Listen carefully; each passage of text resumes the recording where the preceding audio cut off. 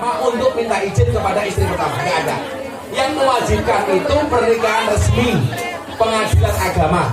Saya mengizinkan suami saya untuk menikah lagi, itu diizinkan pengadilan, baru suami boleh menikah lagi. Itu undang-undang negara. Tapi kalau undang-undang agama tidak ada.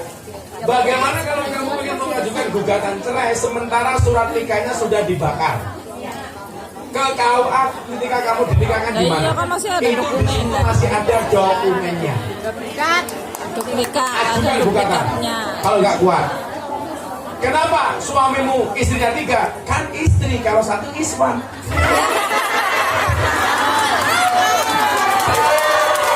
Melompat. Papat. Tidak 4. Jadi kalau Maryam 4 kali, kamu diempatkan.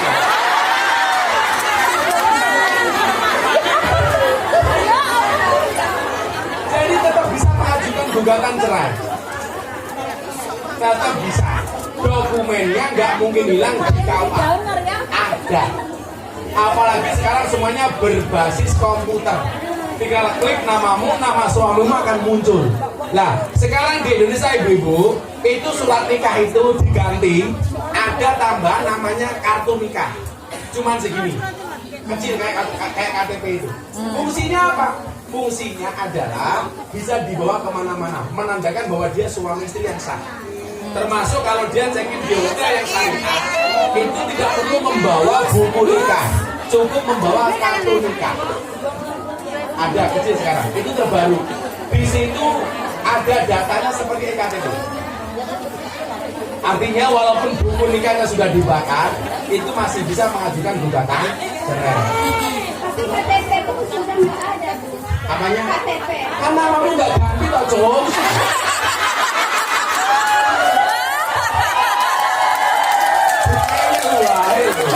Namamu sama nama suamimu yang sah itu masih ada di KUA, nggak mungkin hilang.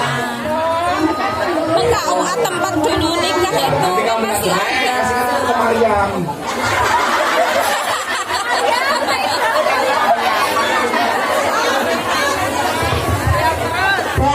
Curhat sudah, konsultasi sudah, ceramah sudah.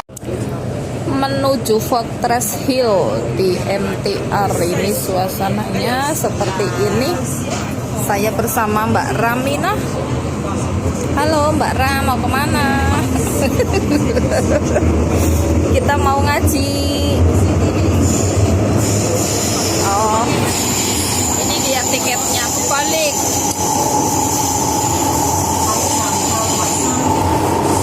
Bersama Gus Nifta di Fortress Hill.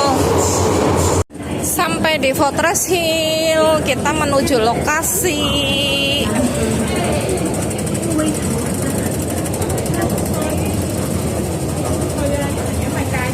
Tinggi sekali ini eskalatornya. Exit A ya nanti ya.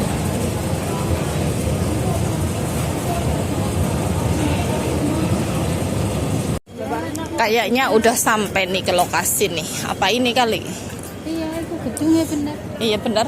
Iya, mau wes aku wes dikirimin. Makanannya komplit baik, gorengan. Kita sudah sampai. Pagi. Ini lokasinya. Gus Nifta. Nanti jam 2. Aku yang sesi siang. Berarti nunggu sini ya, Bu? Udah ada tiketnya? Udah. Nunggu sini aja. Siang komplit. Iya, belum jamnya. Ini masih jam 2 siang. Nanti saya siang. Ya, jagokannya di situ, Rang. Emang nang jero oleh antri? Ya nggak boleh. Oh iya nggak boleh. Boleh duduk di sini, Mbak. Numpang duduk ya. Ram, kan jago kan Ram? Kita ngaji di sesi 2, ini jam 2, sekarang baru jam setengah 12, antrinya sudah panjang itu tuh. Kita duduk ngantri dulu di sini. Jebul sudah panjang. Antrinya sudah 20 meter guys. Sudah 20 meter. Nomor pira Mbak Ramina?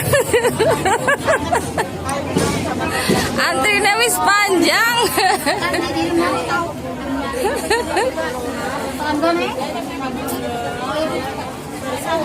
Santai, maju. Wes, aku naik kene. Beli. Sudah masuk ke dalam, adem guys, adem. Sudah masuk ke dalam.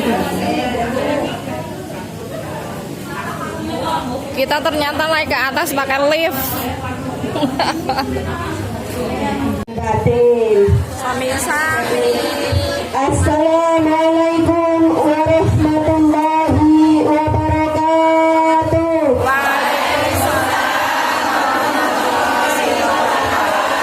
Alhamdulillah kompak nih. Semoga yang menjawab salam saya pulang dari sini semakin disayang majikannya. Sepeda meneng ya. Assalamualaikum warahmatullahi wabarakatuh.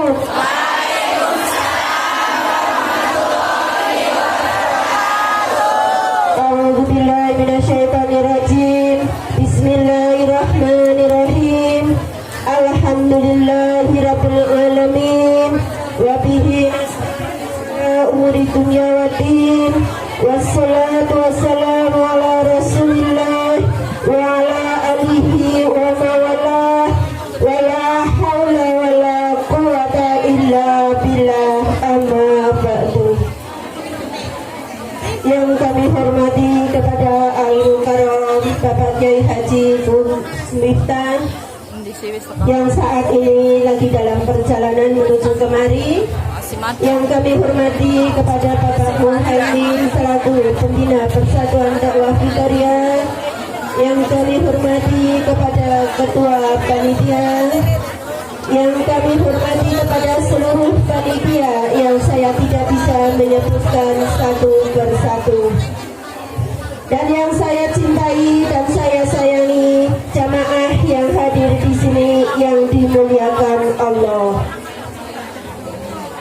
Marilah puji syukur kehadirat Allah Subhanahu wa Ta'ala, yang mana pada hari ini kita diberi kesehatan sehingga kita dapat berkumpul di tempat ini dengan niat thalabul ilmi di dalam ruangan yang mulia ini. Semoga mudah-mudahan langkah kaki kita tercatat sebagai amal ibadah oleh Allah Subhanahu wa Ta'ala.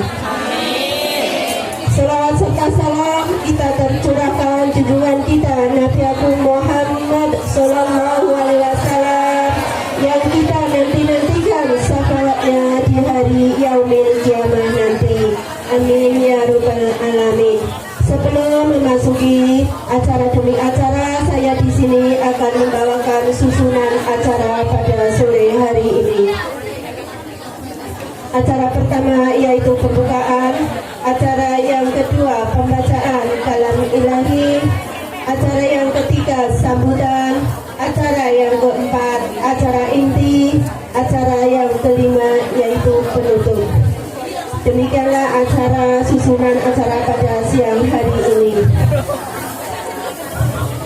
Mari kita buka dengan Ulul Quran Suratul Fadhan ila Fadhil Ilmin Mustafa sallallahu alaihi wasallam. Sya'ulillahi lahumul Fatihah.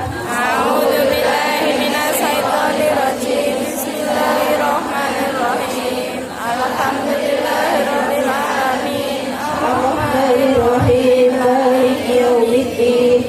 Iyyaka na'budu wa iyyaka nasta'in. Ihdinas siratal mustaqim. Siratal ladzina ghairil maghdubi 'alaihim waladdallin.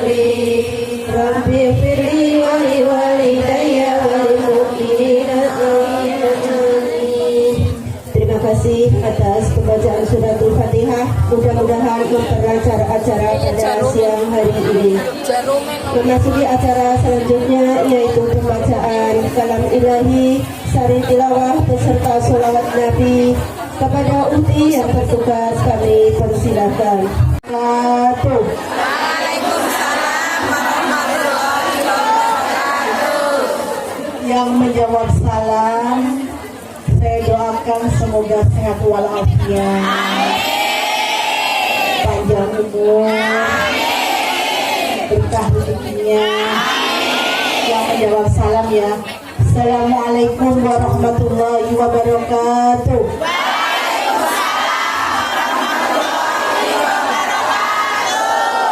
Yang menjawab salam untuk yang ketiga kalinya, mudah-mudahan hutang-hutangnya lunas,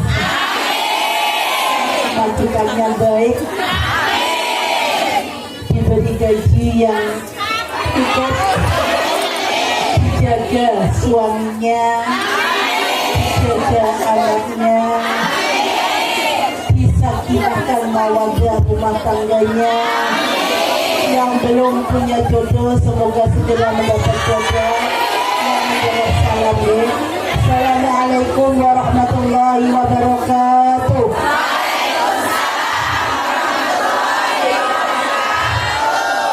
Bismillahirrahmanirrahim. Alhamdulillahirabbil alamin. Wassalatu wassalamu ala asrofil anbiya'i wal mursalin sayyidina wa maulana Muhammadin wa ala alihi wa ashabihi ajma'in, amma ba'd.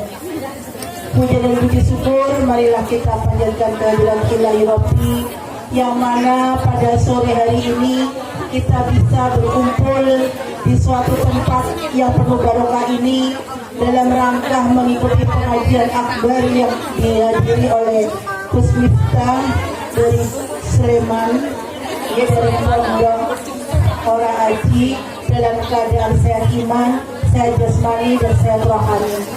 Salawat dan salam marilah kita haturkan kepada junjungan kita Nabi Agung Muhammad Sallallahu Alaihi Wasallam, Nabi akhir zaman yang kelak kita nantikan syafaatnya di yaumil kiamat nanti.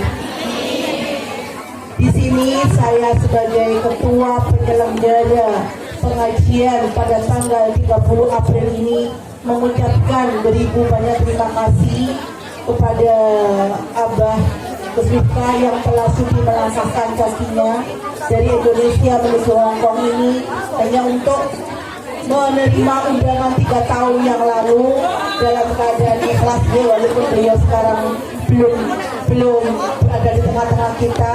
Insya Allah beliau persiapan karena tadi malam itu baru terbang, nyampe di Hongkong jam 7 lebih. Jam 7 lebih perjalanan di Hongkong, check-in, nyampe di hotel itu sekitar jam 9. Belum lagi makannya, belum lagi itunya, nggih, dimaklumi nggih. Ya, ini mohon maaf ya.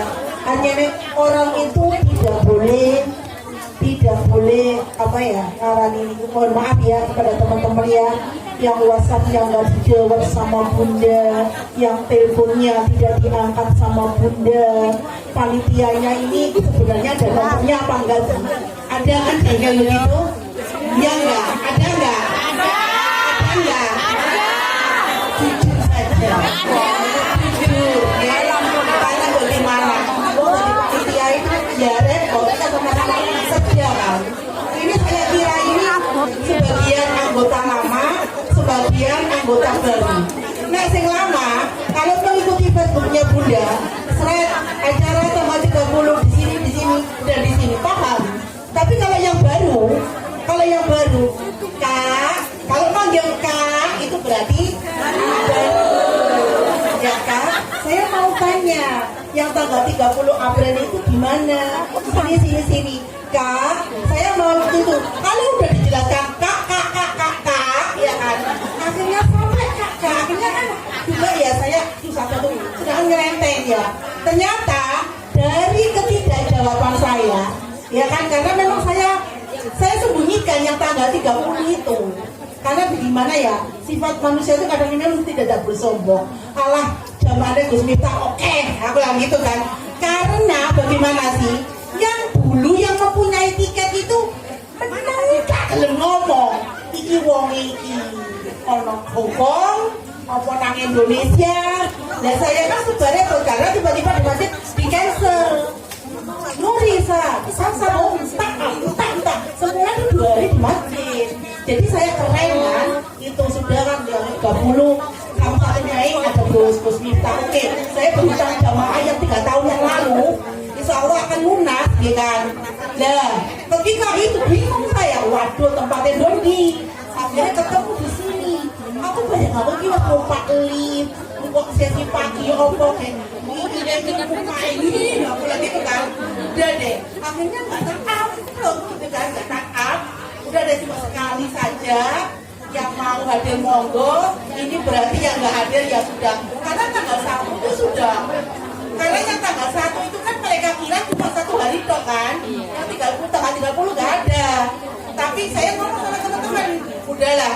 Yang penting kita sudah prosedur, sudah mengingatkan bahwa tanggal yang dulu tanggal 45 kita adakan tanggal 30 dan kita adakan 1 itu kan. Setelah udah ini gimana? Kalau diumumkan piye kok ngantri nih, piye kok sesi pagi, akhirnya nggak usah begitu. Anak-anak PDP kan gimana bener nggak usah, terus diam-diam aja yang hadir ngomong monggo, saya buatin hadir di monggo, saya bilang gitu kan. Ketika ada uploadan saya kira itu itu sudah meledak ini 2 sesi. Ketika ada bunda ini masih kosong loh, kok bisa? Dan terus yang punya tiket itu kemana? Kayak gitu saya nanti kan zolim kan, yang punya tiket sudah beli 3 tahun yang lalu nggak bisa masuk, harap-harap kita menerima yang mempunyai.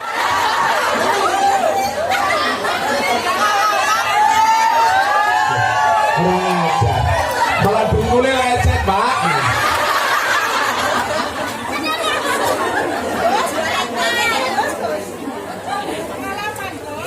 Bahas yuk. Saya nggak berani ngomong itu, karena saya khawatir kalau ceramah itu nanti kamu pulang membayangkan aku.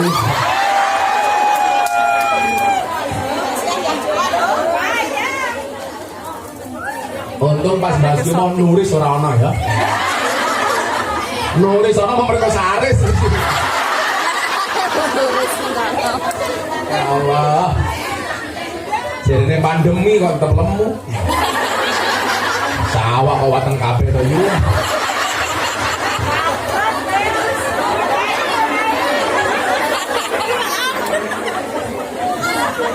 Orang gemuk kayak Bu Nuris itu kalau foto biasanya miring.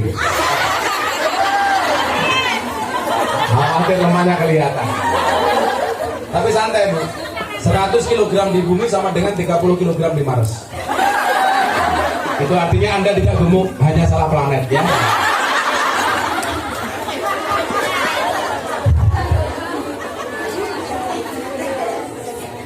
Kata Bunda Nuris, orang masalah aku dibully sementing utangku lunas.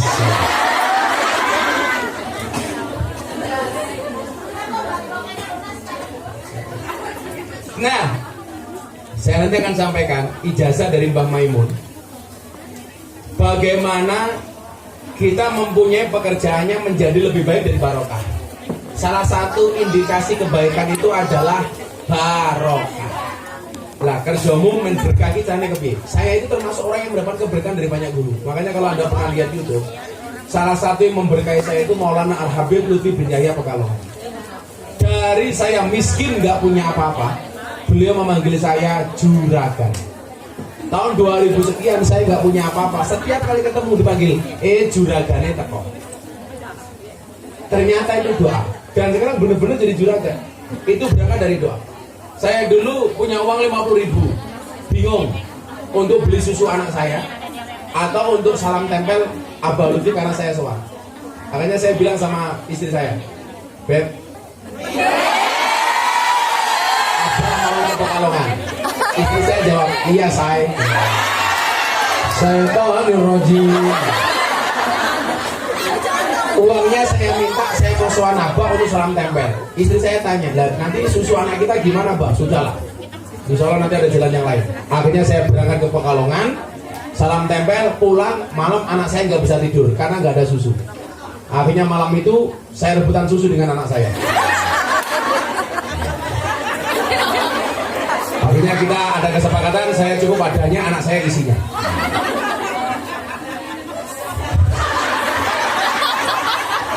Mas Aris, Mas Aris. Aku nggak minta isinya. Anda tahu kenapa dinamakan susu? Karena jumlahnya 2.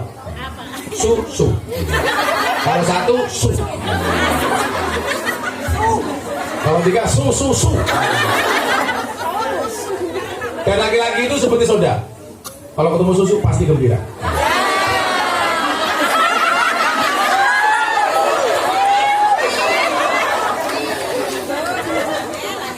Apa 5 hal supaya pekerjaan kita barokah? Ini penting banget untuk teman-teman di Hong Kong. Yang pertama, supaya pekerjaanmu barokah, jangan mengakhirkan atau menelantarkan atau mengurangi kewajiban. Contoh begini, sholat. Jangan kalau di sini katakanlah nggak bisa di awal waktu, tapi minimal jangan meninggalkan. Insya Allah. Kalau nggak ada majikan.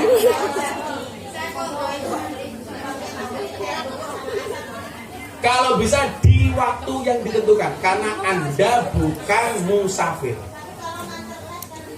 Nah, itu berarti ada alasan, Cok.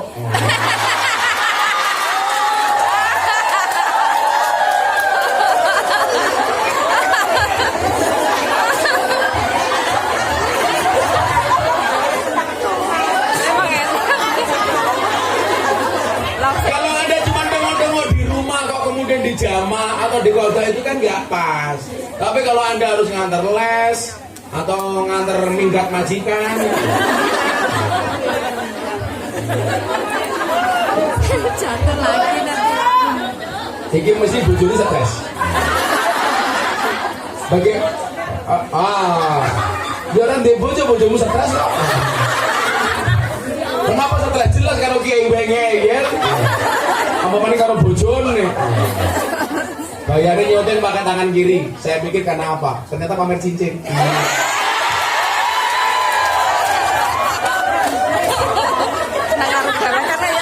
Langsung pindah tangan kanan. HP-nya kelas gaya. Nah, jangan menelantarkan atau meninggalkan sama sekali. Pasangan terbaik yang mampu mengajakmu ke jalan takwa, itu saja. Tapi ingat, jatuh cinta pakai perasaan, berawan dia pakai penghasilan.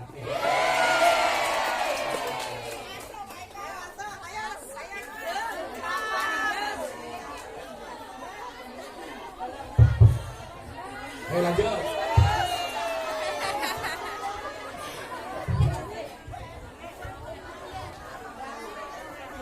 Nah, silakan.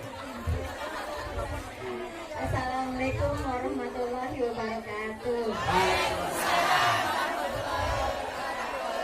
Nama saya Nur Cahya dari Nur Indramayu. Cahya. Nur itu cahaya, cahaya ya Nur. Sudah Nur Cahya. Panggilannya Nur apa Cahya? Nur. Di sini manggilnya Cahya. Cahaya. Cahaya dari mana? Dari Indramayu. Nah, kamu Indramayu. Iya. RCTI. Ini Kang.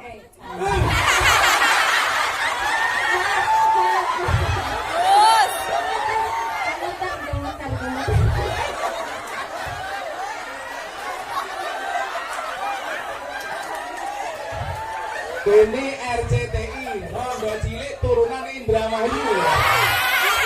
Suami. Ini Pak mau tanya. Tadi kan sekarang Pak. Ini Gus, orang sopan Mau mau kan menjadi saya Gus. Kak. Ini Apa Pak, nih? Apa nih? mau tanya. Aku mau jawab.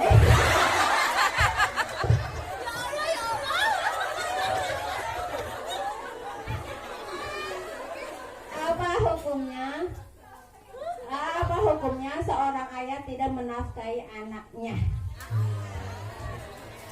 Itu suamimu. Mantan. Wah.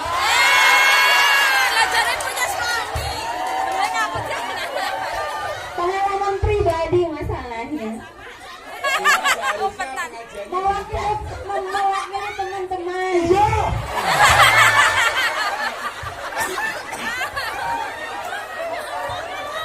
Pengajian Akbar Persatuan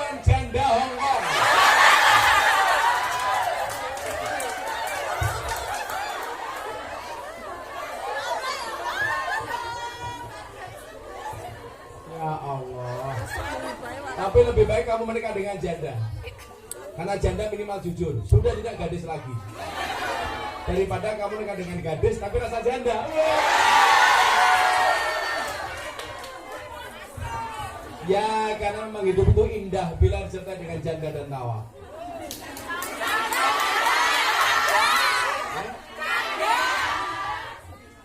Jadi begini, janda Cahya. Oh, udah nikah lagi, mana? Ijab beli kalau gara-gara Mariam. Aku yang gumun Mariam ini peletnya opo. Sama ijab yang papat ya. Ampuh Mariam. Mosok ngerasain mie kok papat ya.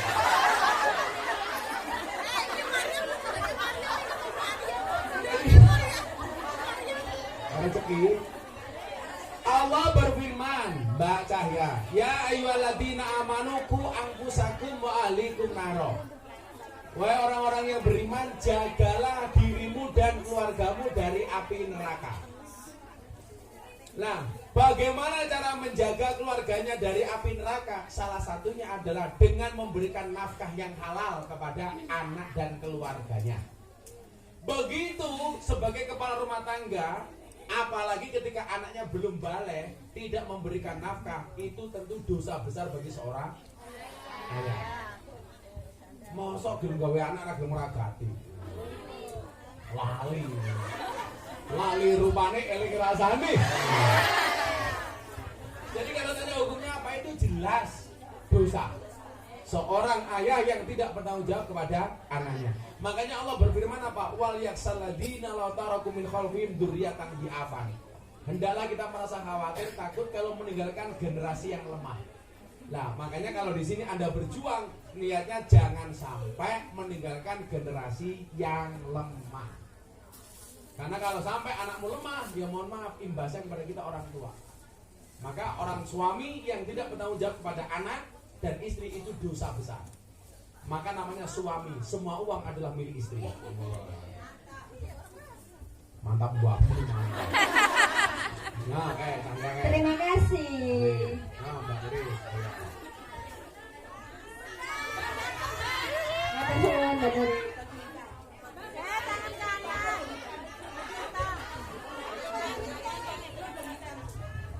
Bunita.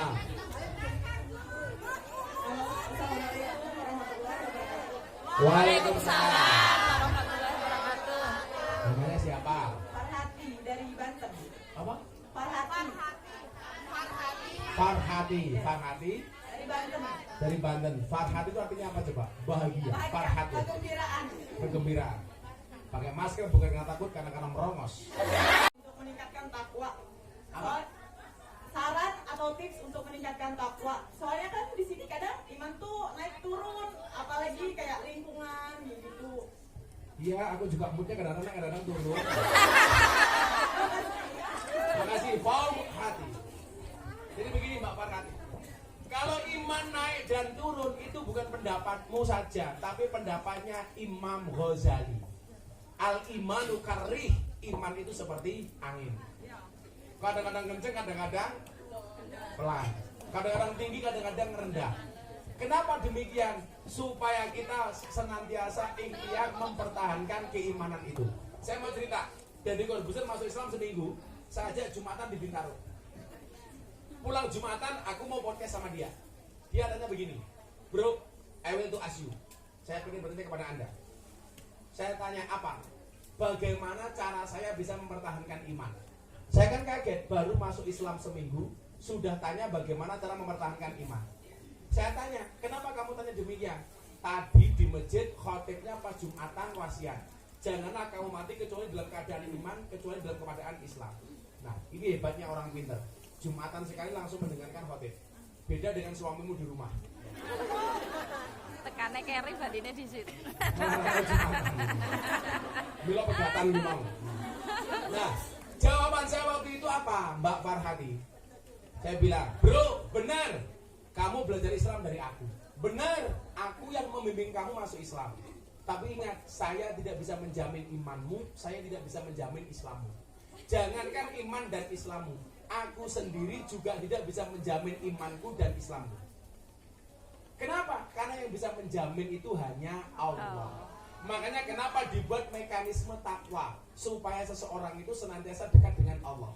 Takwa itu pengertiannya apa? Takwa itu adalah imtisalul awamirillah wa jtinabun nawahi, melaksanakan perintah, meninggalkan larangan. Makanya tadi kenapa saya bilang tetaplah laksanakan perintah walaupun belum bisa meninggalkan larangan. Karena kan banyak anak-anak kita di Hongkong umpamanya, dia senangannya masih dugem, senang-senang, silahkan itu urusan kamu. Tapi ingat, jangan pernah meninggalkan kewajibanmu kepada Tuhan. Aku nggak ada urusan dengan maksiatmu, tapi aku ada urusan mengingatkanmu jangan sampai melupakan Tuhanmu. Maka saya sering bilang, cukup bodimu yang bermaksiat, hatimu jangan. Jangan sampai hatimu ditinggalkan Allah. Lah bagaimana caranya? Pak hati sudah benar mengikuti majelis-majelis seperti ini, sambil minta sama Allah ditetapkan iman dan Islammu. Amin Allahumma amin. Ya, ibu-ibu, setan tidak mencuri hartamu, setan tidak mencuri sertifikatmu, setan tidak mencuri tanahmu, tetapi setan mengintai imanmu dan berusaha mencurinya darimu. Kenapa? Karena setan tahu harta yang paling berharga bagi seorang muslim adalah iman. Mbak Farati, Buris. Iman Ram, iman.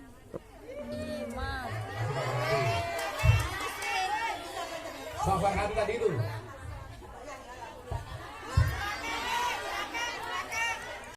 Terus panjenengan tadi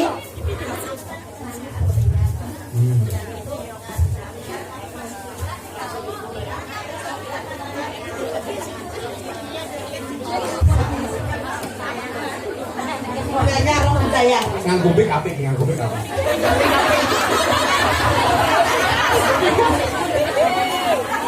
Assalamualaikum. Waalaikumsalam. Namanya Bu siapa? Ibu Mitri. Ibu Mitri. Oh, Mega Mitri. Bukan Ibu Mitri dari Pemalang. Oh, Pemalang. Ngapak ya? Iya, ngapak yang. Kurang apa orang kebenak. Arane ini Pemalang ge karena sarung, arane sarung tol dem. Bener enggak? Ya, maksudnya gini Pak, anak saya kan pas 17 tahun. Pak matamu. Itu kecelakaan tapi di rumah sakit 1 minggu. Terus mati. Tapi tetangga-tetangga sama orang bilang bahwa kecelakaan itu meninggal itu katanya arwahnya masih gentayangan. Dan sampai sekarang aku masih kepikiran apakah itu Jangan-jangan di sini. Ngagetin. apa belum itu maksudnya Pak. Terus ada yang suruh bongkar makamnya gitu. Jadi Itu begini. hukumnya gimana? Mati itu rahasianya Allah ada 3. Rahasia waktu, rahasia tempat, rahasia cara. Waktunya kapan gak ada yang tahu. Mau pagi, siang, sore bisa. Pagi pantas, sore pantas, malam pantas. Satu waktu. Kemudian rahasia cara. Caranya bagaimana juga terserah Allah. Ada. Jadi ketua pengajian di Hongkong tahu-tahu mati ada. Caranya umpamane. Tapi aja lah utangnya durung lunas ya. Nah kan? Ada kecelakaan mati. Kayak sahabat saya Ustaz Jendri Al-Bukhari. Ada di tengah laut kecemplung mati. Caranya terserah Allah. Tapi saya meyakini seseorang itu akan dimatikan sebagaimana kebiasaan dia hidup. Maka biasakanlah dengan kebaikan supaya kamu mati dalam keadaan baik. Makanya kenapa mbak-mbak PSK itu saya ajak ngaji. Karena bisa jadi dia dimatikan pas dalam keadaan pengajian. Kalau nggak ada ngaji sama sekali kan bahaya. Makanya kalau kamu mau tidur, biasakan membaca Quran walaupun cuma 1-2 ayat. Karena Allah akan mematikan kita sebagaimana kebiasaan dia hidup. Kalau kamu biasa membaca Al-Quran, bisa jadi matimu dalam keadaan membaca Al-Quran. Padahal orang yang membaca Al-Quran itu sama dengan bercakap-cakap langsung dengan Allah. Amin. Makanya walaupun cuma 1-2 ayat dibaca. Nah, kemudian yang ketiga adalah rahasia tempat. Apakah jaminan orang Jogja matinya pasti di Jogja? Belum tentu. Bu Nuris, orang Malang, bisa jadi matinya di Hongkong. Gus Minta, orang Jogja, bisa jadi matinya di Madinah. Sendiri aja deh. Nah, mau mati dengan cara apapun, kapanpun, di tempat manapun itu sama. Yang namanya mati itu kembali dengan Allah. ada memang riwayat yang mengatakan roh itu masih gantung. Siapa? Rohnya orang yang bunuh diri. AC-nya Tapi kalau arwahnya atau rohnya orang yang kecelakaan sama dengan mati normal seperti biasa. Cuman caranya melalui kecelakaan. Tapi baik kecelakaan maupun kecemplung sumur, mau keluar besi neng laut sama diambil oleh Israel. Jadi nggak ada istilah nggak mau gantung dia mana awang. Malah kamu kaukan.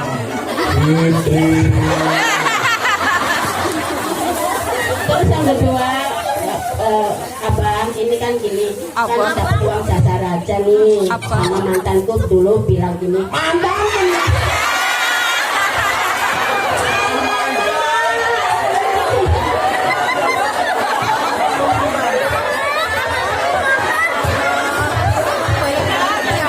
aku bilang gini, abang itu uang jasa raja buat sedekah, buat sangu anakku. Katanya bilang kayak uang suki kayak semuanya sedekah, itu hukumnya gimana, abang? Apanya? Itu uang jasa raja kan dapat uang jasa raja. Prioritasnya uang jasa raja untuk apa? Untuk bayar rumah sakit. Udah siap bayar, tapi uang itu aku minta untuk sedekah anaknya. Ya boleh, nggak apa-apa. Tapi suami aku bilangnya gini, kayak sudah kayak sedekah, sampai sekarang uangnya nggak sedekah kan malah buat menceraikan aku.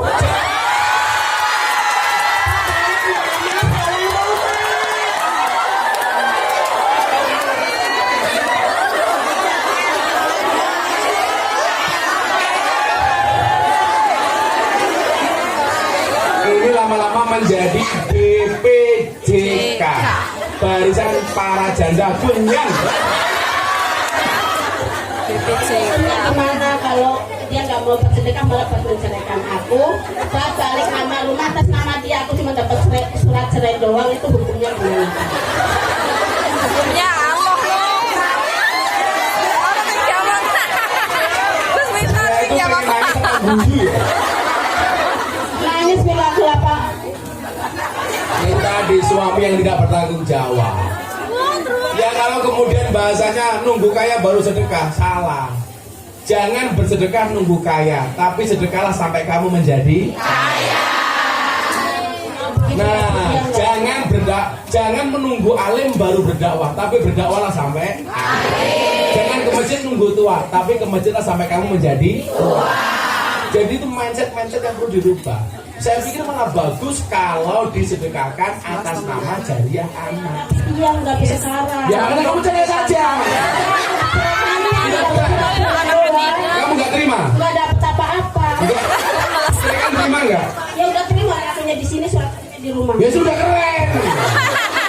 Suami bosok orang dulu. Itu keputusan terbaik dari Allah. Artinya Mbak Fitri dijauhkan dari suami yang tidak bertanggung jawab. Nah.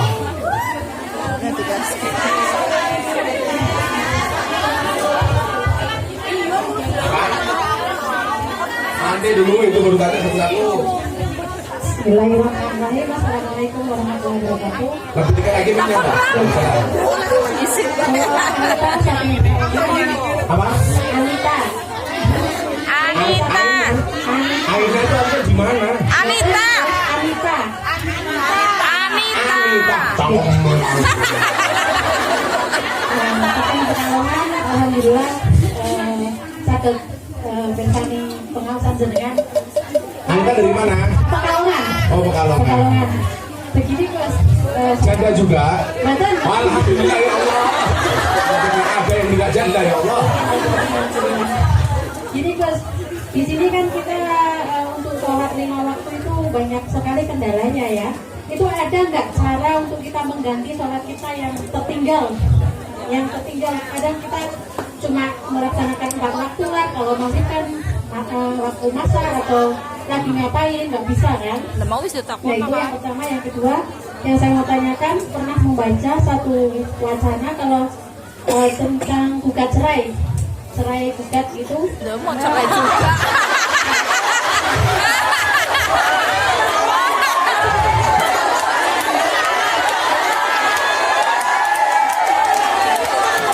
Bangga enggak janda. Kalau dibaca Maksudnya kasus ini kalau kata lewat pengacara itu cerainya nggak sah gitu. Jadi kalau misalkan sudah putusan sidang, kalau kita mau menikah lagi itu hukumnya nggak halal gitu. Mohon bedakan antara kodok dengan jamak. Kalau jamak itu menggabungkan dua sholat di dalam satu waktu. Umpamanya duhur dengan asar di waktu duhur, namanya jamak takdim. Kalau duhur dengan asar di waktu asar, namanya jamak takdim. Ada satu sholat yang tidak dijamak, tidak bisa dijamak, yaitu sholat subuh. Kalau maghrib dengan isya bisa. Di waktu maghrib berarti jamak takdim, di waktu isya jamak takdim. Nah, bagaimana dengan sholat di waktu yang lain? Itu namanya qadha.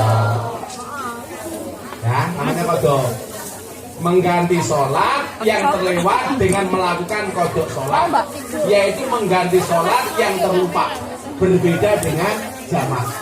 Itu bisa dikodok. Apalagi dengan kondisi seperti di Hongkong umpamanya, boleh untuk dikodok. Bagaimana dengan perceraian yang diwakilkan kepada pengacara? Jadi begini, tolong dipahami. Cerai itu sah walaupun guyon, maka jangan pernah guyon dengan perceraian. Talak itu sah walaupun dengan bercanda. Makanya bercanda kamu jangan jelek. Jadi jangan bercanda soal cerai. Kau tak pegat apa gue? Gak boleh. Ingat, janda apa janda? Cerai. Cerai itu perbuatan halal tapi dibenci oleh Allah. Abghadul halal indallah at-talaq. Nah, cerai itu mentalaknya harus dalam keadaan sadar. Kalau mabuk berarti tidak sadar. Enggak sah. Bagaimana cerai menggunakan WA? Sah selama yang pegang WA itu suaminya sendiri, bukan suami orang lain. Lu kan bisa jadi seneng karo Anita umpamane bojone tak jupuk HP ini, tak jadi kowe tak pegat. Kalau dipastikan itu benar suaminya, itu sah walaupun menggunakan chatting WA maupun SMS. Sah. Secara agama.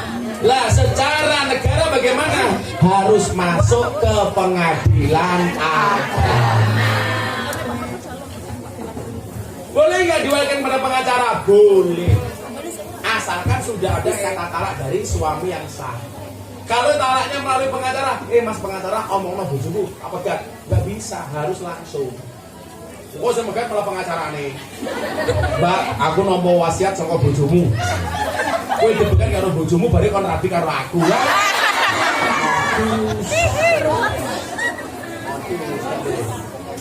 Biasa. Makanya sekali lagi saya sampaikan soal cerai tolong jangan dibuat bercanda. Jangan. Tak balikin di wong tuamu. Itu bahasa sirinya itu juga cerai. Jangan seperti itu. Secara sindiran maupun langsung tidak boleh. Loh, lah wong wedok reso megat lho, bisanya mengajukan gugatan. Mosok gumepe duit, Mas kok tak megat. Wong wedok megat. Kalau perempuan bisanya mengajukan gugatan. Enggak bisa mencerai. Mengajukan gugatan ke pengadilan, saya mengajukan gugatan cerai kepada suami saya dengan alasan bla bla bla. 1, tidak bertanggung jawab. 2, tidak ngasih nafkah. 3, mendino jalur jatah. Umpamanya gitu ya Mbak Anita ya. Kan pakai saya. Bikin sendiri.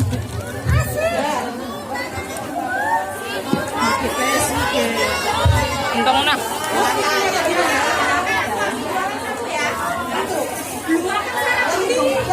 Kumpul dah sekolah ngomongin musik.